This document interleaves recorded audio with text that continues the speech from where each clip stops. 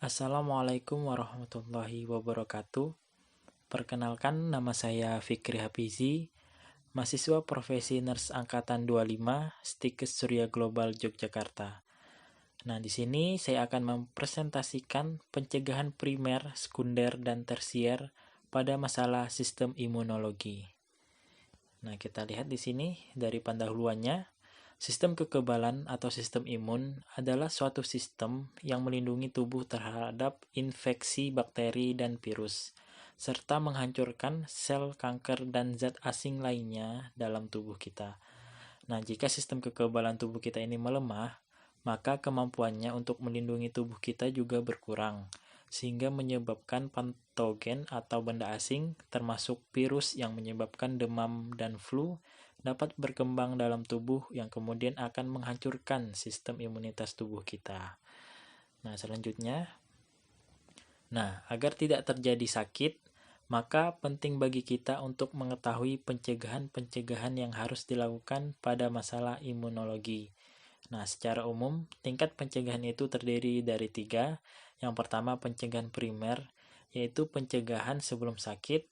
Kemudian, pencegahan sekunder, yaitu pencegahan saat baru sakit. Kemudian, pencegahan tersier, yaitu usaha rehabilitasi.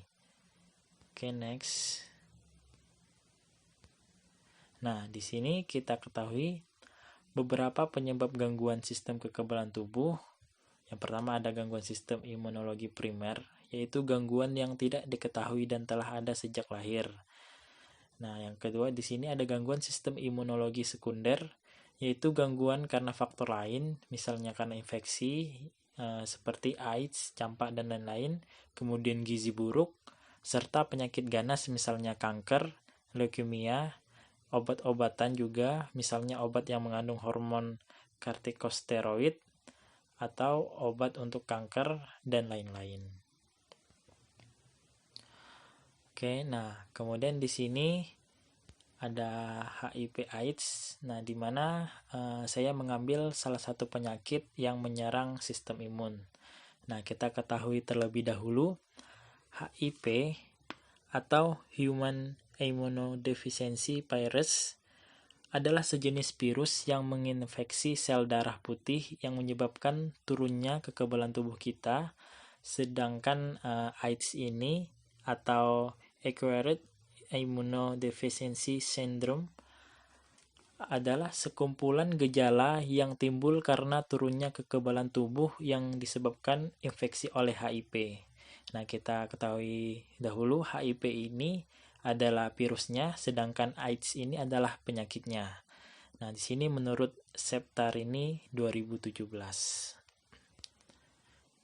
Nah, kemudian penularan HIV ini dapat ditularkan melalui pertukaran berbagai cairan tubuh dari orang yang terinfeksi. Misalnya seperti darah, ASI, semen, maksudnya cairan sperma, dan cairan vagina. Nah, HIV ini juga dapat ditularkan dari seorang ibu ke anaknya selama kehamilan dan persalinan. Jadi, ketika seorang ibu yang mengalami HIV berisiko tinggi akan menularkan kepada janin atau anaknya yang akan dilahirkan nanti.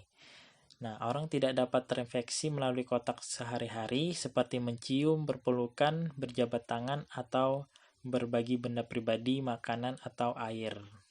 Nah, di sini menurut WHO 2019. Nah, kemudian kita ke pencegahan primernya.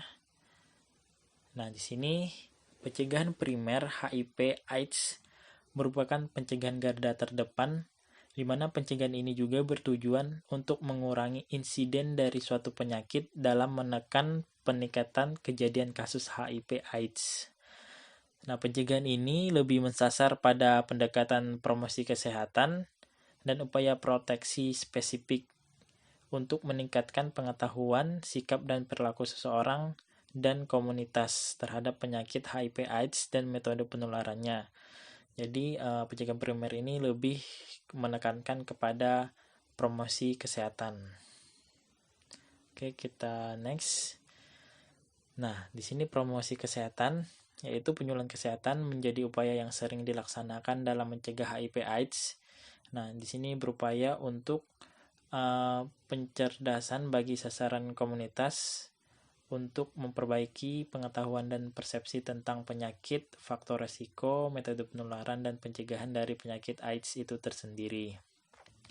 Jadi kita berikan pengetahuan tentang penyakit AIDS supaya untuk menekan terjadinya penularan seperti itu.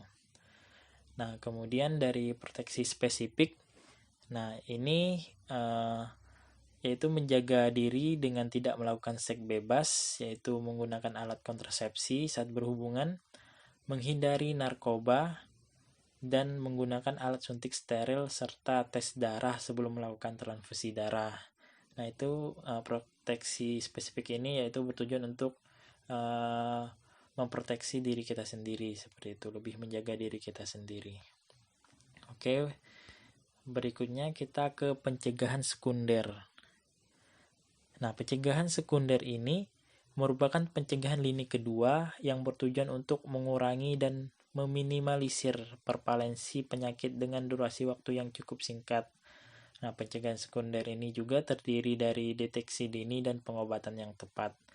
Ini menurut Kakaire et al. 2015. Oke, kita lanjut. Nah, yang pertama ada deteksi dini, di mana salah satu deteksi dini ini yang tepat diupayakan adalah perlindungan BMI atau Buruh Migran Indonesia, di mana dalam upaya deteksi dini ini kita melalui kedatangan dan pemberangkatan di bandara ataupun pelabuhan, seperti itu. Nah, yang kedua ada pengobatan yang tepat. Nah, pengobatan yang tepat ini berspesifik merupakan upaya tepat setelah mendapatkan pelaporan dari deteksi dini.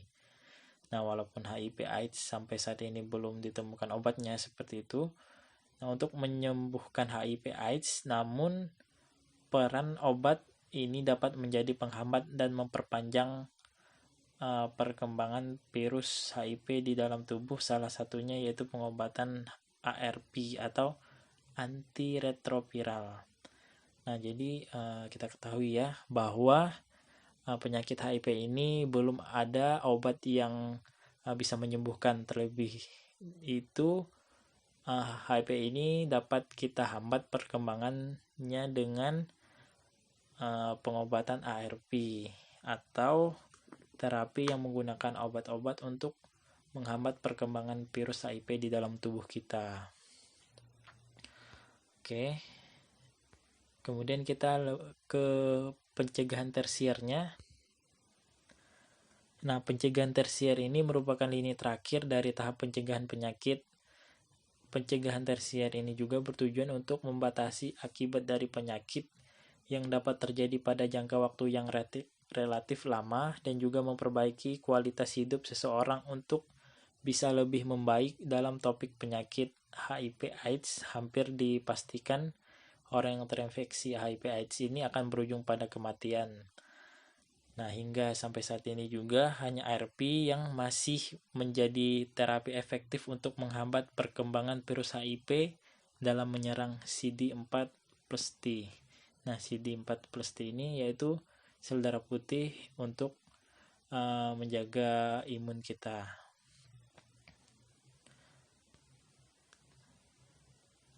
Oke, nah di sini daftar pustakanya bisa dilihat. Oke, kemudian ya terima kasih. Mungkin itu dari saya. Jika ada salah-salah kata, saya mohon maaf dan saya mohon ampun kepada Allah Subhanahu wa Ta'ala. Saya akhiri, wassalamualaikum warahmatullahi wabarakatuh.